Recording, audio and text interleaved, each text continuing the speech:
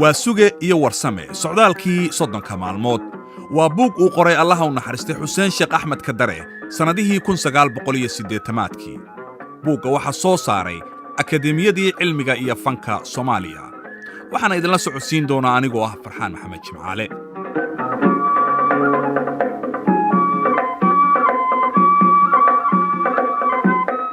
laakiin inta aynan bilaabin buugga haddaan si kooban u dulmaro waxa uu ka hadlayaa dhaqan maalmeedka Soomaaliyeed hiddaha iyo nolosha isagoo si gaara u eegaya isku horimaadka dhaqamada shisheeyaha iyo sokeeyaha reer miyiga iyo reer magaalka dhalinyarada iyo waayeelka qoraaga buuggani wuxuu si caqli gal ugu dheehan tahay uu u isticmaalay sugaan inteeda badan ay tiriyaan abwaanno caan oo Soomaaliyeed waxaana hadba mushkiladda hortaalla u soo daliishanaya ama ku xasuusanaya labada oday ee qisadu ay ku socoto waa suge iyo warsame qaybtii koowaad waa suge iyo warsame socdaalkii soddonka maalmood sidan ayayna ku bilaabanaysaa waa suge waranside waa nin caan ah kuna nool degmada Jowhar waa 60 jir Itaal u dhashay waxa lixaadda u dheer waa dadka ayaan da'du dhabankooda ka muuqan waa suge waa culimo la jir aftahana wuxuuna ku soo barbaaray lo iyo beer kuwaasoo ay nolosha qoyskiisuba ay ku tiirsan yihiin wuxuu degan yahay meel gelin socod u jirta magaalada Jowhar aad ayaana looga yaqaan loogana tixgeliyaa gobolka Shabeellaha Dhexe ee uu ku nool yahay waa suge wuxuu goostay inuu socdaal gaaban uu ku gaaro xamar si uu u soo fushado umuuro yaryar oo la xiriira baahida qoyskiisa waa barqo la kala agaasimay ilmihii iyo xoolihii waayeelka reeruhu wuxuu isu diyaarinayaa hawl maalmeedkii beeraha waa suge maanta ayuu baxayaa wuxuu la dardaarmayaa oo ilinka la taagan yahay afadiisii muslimo halka uu hooskiisa subax ku dhammaado waxa ku ciyaaraya da'goyskii muslimo oo 5 jir ah wiilka dhankiisa bidixeed waxa ku xiran weylo ay lo'i ka sooftay yeertooda isdaba joogga ahna ay ismaqli la'yihiin waa suge iyo afadiisa muslimo waxay taagan tahay qaarka gudihiisa iyadoo cuskan yaambo ay beerta u soo qaadatay waxay si xiisa leh u dhagaysanaysaa waa suge oo kala ballamaya reerka muslimo waxay iyaduna markeeda ku adkaysanaysaa duqa fariimo u gaara baahideeda dumar mar haddii odaygii uu magaalo tegayo duqii iyo afadiisii oo weli dardaarmaya ayaa waxaa yimid rag Jowhar ku socda oo ay waa suge ballansanaayeen in ay isla sii jid maraan halkaas ayayna iska raaceen wixii ay socdaanba oo socdaan kushkush taraaraan keliyana ay ka tallaabaanba goor duhura dabayaaqadiis ayay raggii waxa ay tageen magaalada Jowhar kadib markuu odayaashii la shaahcabay waa suge wuxuu si toosa u aaday suuqa baabuurta wuxuu ku beegmay baabuurtii xamar oo goor hore baxday nasiib wanaagse in door ah markii uu taagnaa waxa gaalkacyo ka yimid baabuur xamar u socda dhowr qof ayaa halkaa uga degay si sahlan ayuuna waa suge kursi uga helay isla baabuurka uu waa suge soo raacay waxa la socday nin caan ah oo la yiraahdo warsame hawl kana mid ah xoolo dhaqatada gobolka Mudug warsame waxa isaguna uu soo danaystay isla magaalada xamar waa suge iyo warsame maqaadiir eebe ayaa ku kulmisay baabuur gudihii waa laba oday oo kala daran xagga aqoonta dhaqanka dadkooda iyo waaya aragnimada kale intaba wuxuu mid waliba rumaysan yahay in uusan koonkaba ku noolayn ruux uga aqoon badan suugaanta Soomaalida wax kale yeelkeeda dadka kale ee baabuurka saaranna waxay u badan yihiin rag dhexdhexaad ah guud ahaan waxay isugu dhafan yihiin rag iyo dumar dhalinyaro iyo waayeel reer magaalka baabuurka la socdaa way yar yihiin dhowr kursi ayaa ka bannaan baabuurka waxaase la malaynayaa in jidka dad laga sii helayo reer magaalka baabuurka la socda waxaa ka mid ah wiil 20 jir ah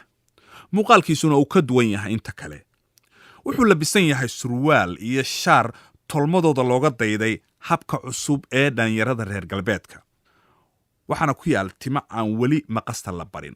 wiilka waxa magaciisa la yiraahdaa dhaan raac waana inan meel weyn ka gaaray ku dayashada xaragada reer galbeedka waqtigu waa isguraya goor casar fooda lala galay ayuu baabuurku ka soo dhaqaaqay magaalada Jowhar waa maalin ay hawadu aad u wanaagsan tahay shufeerka baabuurka wadaahi waa nin waayeel ah waxa caado u ah in markasta oo uu baabuurku dhaqaaqayo uu dadka saaran ku yidhaahdo faataxada akhriya. dadkoo odayaal u badnaa daraaddeed maalintaas waxaa faataxada la akhriyey intuusan shufeerka hadlin.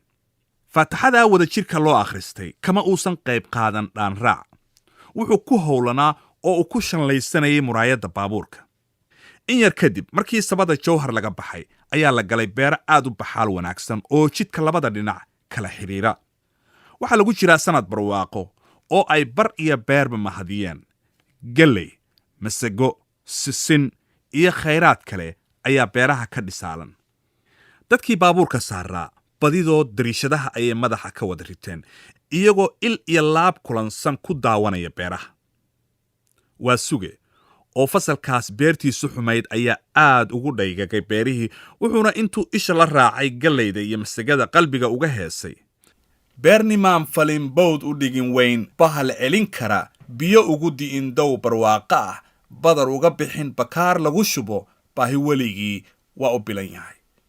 markii beerihii laga baxay oo cabbaar la socday ayaa shufeerkii qaboojiyey socodkii baabuurka si isdaba joog ahna waxa uu u yeershay hoonka. dadkii oo dhan ayay dhiilo ku abuurtay. qof waliba wuxuu is yidhi bal hubso waxa baabuurka hakiyey. waxay arkeen jidkii oo ay lo iyo geel fara badani ay ku gudban yihiin. waxaa la soo galay meel bulsho xoolo dhaqata ah ay naq ka degtay. dhulku waa doog iyo biyo dhex yaal. midabada indhuhu jecel yihiin oo dhan waxay ku kulansan yihiin dhirta kala jaadka ah oo ilaahay dalsankaas ku beeray. laama cargeeyey oo caleemo ku gaafan tahay. ubaxna guudka ku sita ayuu geed waliba la liicayaa.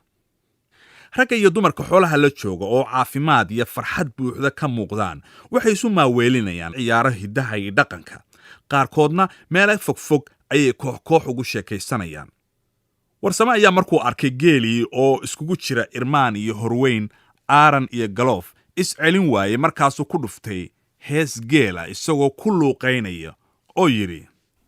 geelnimaan dhaqan, goodir xalay dhalay, gaawaha u culan, gaarka kala gelin, naaso godol qaba, gaagaxna u helin, gurdankood maqal, gadoon kala dhihin, gaatan ula socon, geed qabow tegin, waa gobyaa yidhi. markuu warsame heestii dhammeeyey ayaa dadkii baabuurka saaraa badidood ka codsadeen inuu ugu soo celiyo.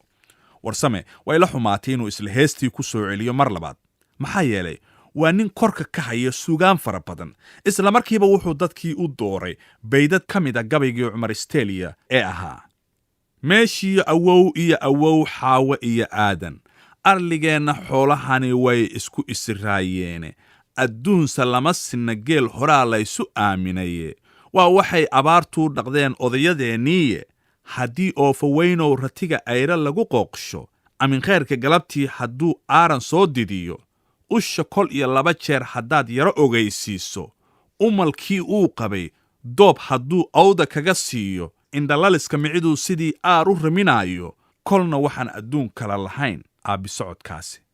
si weyn ayuu dadkii gabaygaasi ugu riyaaqay. qaarkoodna waxayba wadajir ugu luuqeeyeen beydka ugu dambeeya oo ah: kolna waxaan adduun kala lahayn aabbisocodkaasi. intaa uu warsame gabayga tirinayay, dadkuna sida xiisaha leh ugu jiibinayay, wax carabastiis la ahaa oo faruurta ruugayay wiilkii dhaanraac ahaa. wuxuu diidan yahay sheekadan isaga macnaha u lahayn oo ay odayaasha aan wakhtiga la socon la neefneefsanayaan. si uu isaga aamusiiyo ayuu dhaanraac u shitay makiinadda suxuunta wareejisa. wuxuu saaray saxan ay ku duuban yihiin heesihii James Brown. odayaashii sheekada u socotay ayaa mar keliya wada aamusay oo yaab isla wada dhugtay. farxaddii odayaasha waxaa beddelay foolkaduud. markaasay il caraysan ku wada fiiriyeen dhaanraac. isaguna dan kama lehe waxaasoo dhan. wuxuu ka cayaarayaa fadhigiisa oo hadba gees isu tuurayaa, jilbahana isku tumayaa. marmar heesaaga ayuuba kula luuqaynayaa baydadka iyo horisyada qaarkood sida jirooba jirooba. markii cabbaar la aamusnaa,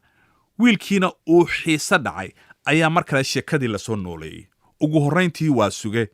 ayaa isagoo aad uga caraysan waxyaalihii uu dhaanraac ku kacay wuxuu tusaale ahaan dadkii ugu tirshay masafadii Sheekh Axmed Gebyo oo ahayd: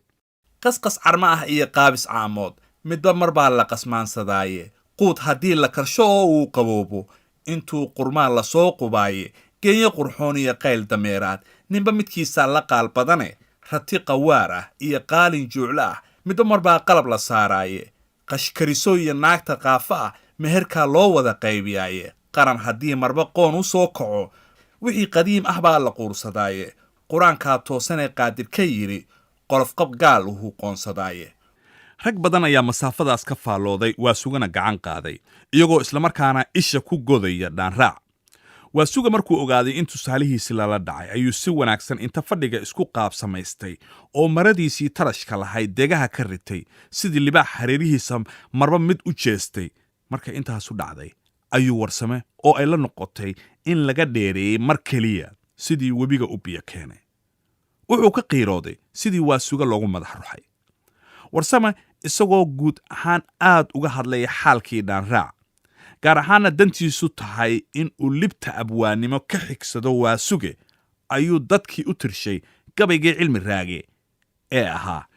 toogaysi buu galay furqaan tahajudkiisii tawreed iyo injiil baa islaam taabacood yahay xaqiyo tamaama xafiis loo tallaabsaday meeshii tembigu ooli jiray buugag baa tubane waxay culimo tawfiiq ku tahay turba naareede tawxiidka waxaa looga tegay liira tacabkeede sida toorka iyo kaashabaa la isku tiimbadeeye la talaalanyaysee kufriga loogu tiirsaday dadkii oo gabaygaa ka faalloonaya murtidiisana wadajir u dhuuxaya ayaa dagaal lama filaanihii dhex maray wiilkii dhaanraac ahaa iyo haweenay duq ah oo baabuurka meel dhexe ka soo raacday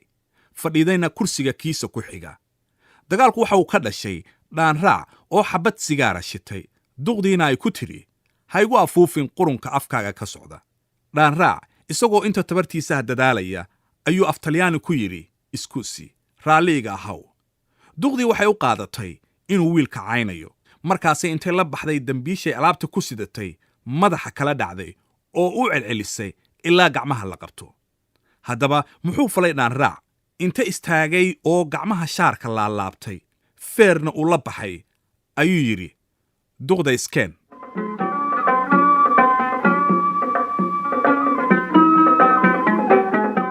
halkaa haynoo joogto maanta qaybtii koowaad